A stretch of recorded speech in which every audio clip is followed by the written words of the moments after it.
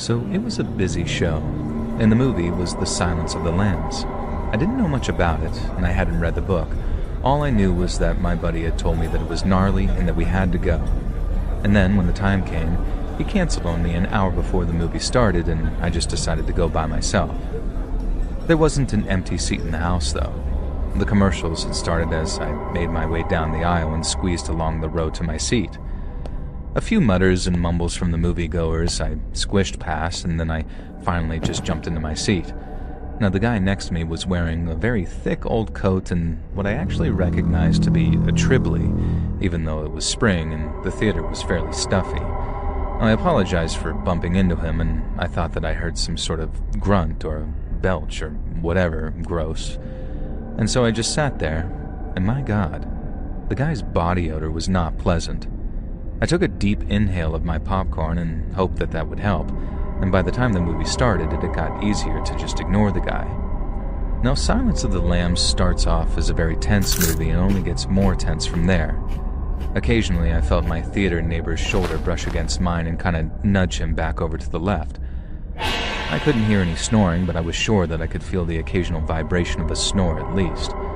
And in the end, as the movie got more and more terrifying and gripping, the act of nudging the guy off my shoulder became kind of instinct. I ate my popcorn and nachos, finished my soda, and I somehow made it through the whole movie without needing to get up and use the bathroom, which was great because imagine how many people I'd have made angry in the crowded theater. And that's why when the movie ended and I was stuck there in the middle of the center aisle, surrounded on all sides by crowds, I decided to just wait it out. I watched all the credits until the lights started to go up and it looked like I had a clear path to the right from which I could actually exit. That's when I noticed the guy next to me was still there. I didn't want to just leave him there asleep, and it would kind of suck if he missed the entire movie too, so I gave him on the tap of the shoulder saying, "Hey buddy, you okay?" Now, I'm sure you Let's Read listeners have worked out the twist here. As I gently nudged his shoulder, the man, or should I say his body, slumped over to the left, and his hat fell off. In the rising lights of the theater, I could see it now. This dude was dead. D-E-A-D. Absolutely stone cold dead. I don't mean he dropped dead in the last 10 minutes either. I mean, I'd clearly been sitting next to a corpse for the entire showing of that movie. So how did he make a sound? Why was I sure that I could hear and feel him? Now, cops kind of explained this to me later, and when I first nudged him, I'd likely just caused some gas to escape his body. And during the point of decomposition he was at, the body starts to bloat with gas, which could have caused the vibration and the occasional feeling of him moving. I never did get to find out exactly what happened to the guy. They were able to tell me enough that the cause of death wasn't suspicious, so I just kind of replied with natural causes. And the cop looks a bit weird and says that he can't really say any more. And for a while, that kind of bothered me. How can you die in a non-suspicious manner but not of natural causes? And that kind of stuck with me. This old guy had gone to that theater alone, likely taken some kind of overdose, and allowed himself to just sort of drift off peacefully in his sleep. What he took, I don't know, because fatal overdoses are usually messy, painful, and ugly. But clearly he got hold of something that let him die peacefully during the previous showing of The Silence of the Lambs. It always bothered me how he wasn't discovered by a theater employee in between the showings. He'd possibly been sitting there for 3 showings of that damn movie and nobody noticed but me. I mean, it wasn't the cleanest theater, but good God, did they not even check the screens between showings? And the final thing that bothers me is, why did he choose The Silence of the Lambs as the final thing he ever saw? It's not exactly a nice movie to just sort of slip away to. Maybe it was the only movie showing that was relatively empty when he got there, which would have been that afternoon, I guess. Maybe there was something in the film he related to. Maybe he was simply haunted by his own lambs that he needed to silence.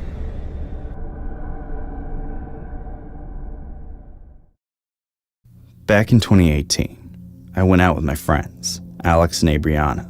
There was very little to do in our town, especially because we were too young to drink at the time. I remember we were all angstier than ever.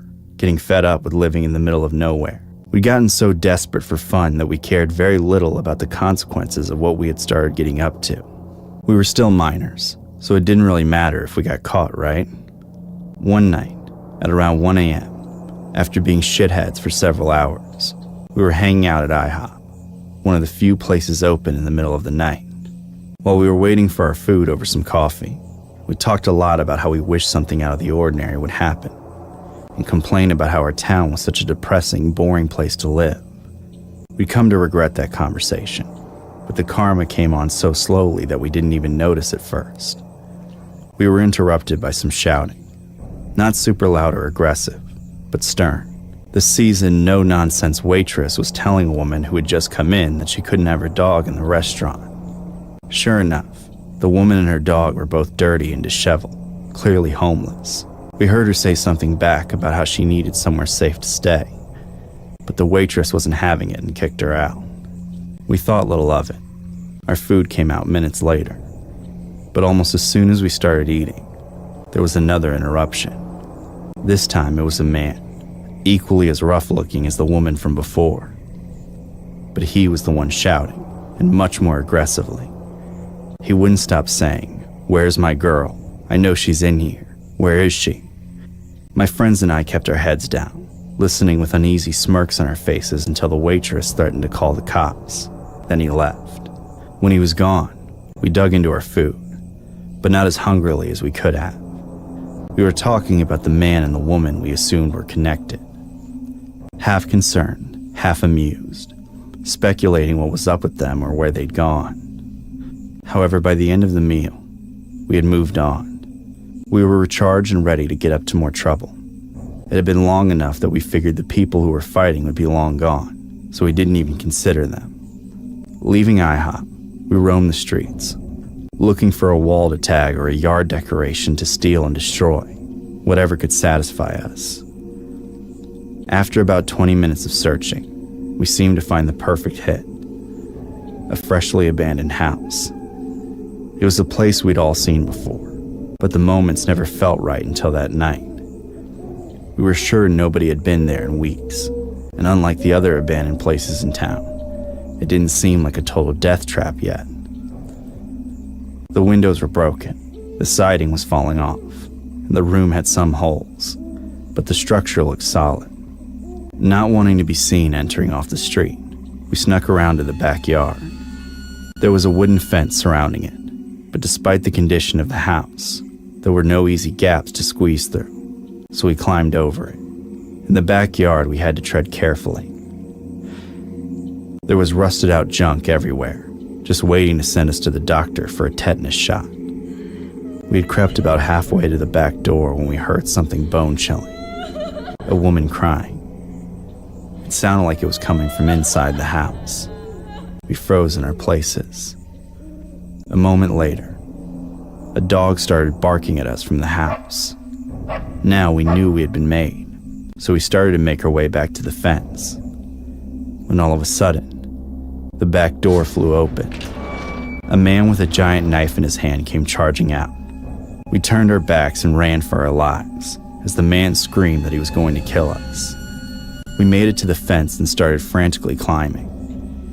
I was the last one to get over the top and jump down. But when I did, I landed wrong and twisted the shit out of my ankle. I shouted in agony, watching my friends keep running away. I called out to them to come back and help me, but they were too panicked to realize they had left me behind. Then, I turned my head to look back at the fence, to see if I was about to be stabbed to death. There was a face staring at me, looking just over the edge. It had pure rage in its eyes, nothing else, no humanity whatsoever. It was the man we'd seen harassing the waitress at IHOP less than an hour earlier. Somehow he must have found the frightened woman with the dog, and we had stumbled right into the place he was holding her. I was sure he was about to jump over the fence and slit my throat, but strangely, he just kept staring at me, not moving, like he wasn't even breathing. Finally, I pushed past the pain and tried to stand. I fell the instant I put my weight on my twisted ankle. I started to crawl, calling my friends to get me. I crawled on my own for probably about 50 feet before they made their way back and helped me get off the ground. When they stood me up, I looked over my shoulder, and the man was still staring at us, at me. I looked away, deciding it was best not to mention it at the time. I told them a day later. By then, I'd been taken to the hospital to find out my ankle wasn't just twisted, but broken. We had a serious discussion about our brush with death, realizing it wasn't just the cops we had to worry about catching us. There were far worse fates. After that night, we conducted ourselves with far more caution, deciding it was better to be bored than dead. Still, I always felt bad about leaving that woman alone with the man she was trying to get away from, the same one that almost killed me. I hate to think about what happened to her in that house, and why she was crying. This happened about 4 or 5 years ago. I was still a child who loved spending summer evenings outside with my friends. I live in a small village in Eastern Europe, where not much happens and everyone knows each other. Most of the houses are clustered together in one area along a country road. However, on the very edge of the village, on a hill about 300 meters from the road and all the other houses, there's a lonely one, without doors, without windows. I didn't pay much attention to it until I was 15. Even though my friends and I often passed the narrow, overgrown path that led up to it when we were going to play in the nearby field. It seemed like a simple house under construction. One day, however, my friend and I were passing by, and we started asking ourselves questions about it. We realized we had never seen anyone work on it, and had no idea who the owner was. For as long as either of us could remember, it had been in the exact same unfinished state. When I got home, I asked my parents about the house, and although they had both lived here since they were little, neither of them could give me an answer. This piqued my curiosity even more. The next day, my friend and I started asking around the village. No one knew much. Some said the owner had died suddenly. Others figured he had moved to another country and abandoned it. It was certain that the place had a strange air about it, but we couldn't seem to get any satisfying information. So we moved on for the day and left to play football. We had to pass by the house on the way to the field, of course, and it was like the place was taunting us. Hours later, we were about to go home because the sun was starting to set. Just as we got back on the road, we bumped into my friend's uncle, who was returning from his visit to the neighboring village about 7 kilometers away. He was very old, the eldest person in the village, and made this journey on foot as often as he could, claiming it kept him young. Realizing he might know something about that house, we asked him directly. There were 3 seconds of silence where the old man seemed scared and confused, like we'd unearthed a terrible memory. He looked us in the eye and said, "Don't ever go there," then hurried away, leaving us with more questions than ever. On the way home, we had to pass that very house. We'd done it hundreds of times, but that day, it was different. As we were walking by, the house made a loud creaking sound. It was strange because the house had no doors or windows, just holes in the walls. So we assumed it came from that rotten board blocking off the entrance. We were curious, yet scared, but curiosity won. Wanting to finally put it to rest, we slowly walked up the hill. As we got closer to the house, something felt off. The air got colder, even though it was still summer. Not freezing, but like a cold draft you'd feel when opening a cellar door. It was unnatural. We didn't talk anymore. Not a word. When we reached the entrance, we pushed the rotten board aside. Inside, it was dead silent. No wind, no insects, nothing. The concrete walls were stained. The air smelled like mold and something else, something sweet, almost metallic. Like old blood, but faint.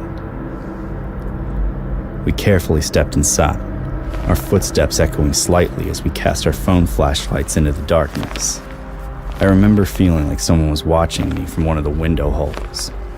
I felt certain we weren't alone, but I couldn't prove it. We moved from room to room, each blocked by wooden planks we either slid aside or stepped over. When we reached the last room, the air was so cold my skin prickled up.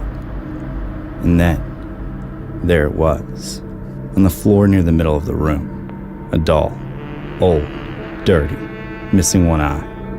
At the same moment, my phone started ringing. I didn't understand how it was possible. I had zero signal, as if my connection was completely lost. But my phone was ringing, and on the screen it said, unknown. I froze. I showed it to my friend. He turned pale. I didn't even think to answer. I just declined. But a second after that, a sound flooded the air. A long, low sigh. It didn't sound human, but it wasn't like an animal either. It sounded like it came from inside the walls, like someone was exhaling after holding their breath for years. We didn't hesitate for a second. I just remember both of us turning at the same time and sprinting, jumping through the nearest window opening, not even caring if we scraped ourselves on the way out. We didn't stop running until we were back in the safety of the village. My friend's house was closest, so we went there. Once we had time to calm down a bit, my friend's uncle came back into the house from bathing after his day of walking. He took one look at us and knew we had gone into the house. First, he scolded us for being stupid and not listening to him. Then he finally told us what he knew about the house. He said that a long time ago, a family had started building a house there. But then, there was a tragic accident inside it that killed their little girl. After her death, the house was abandoned, and no one knows what happened to the family. My uncle led us to believe the house was cursed. That night, we believed him. However, since then, I've tried to think of a more rational explanation. Were animals hiding in there, or even people? I can never say for sure. Sometimes I can't stop looking at that house. Every now and then, at night, I swear I see a glimpse of candlelight glowing in one of the windows. But then my own blink snuffs it out. No matter what, I've never stepped foot in that house since, and I never will.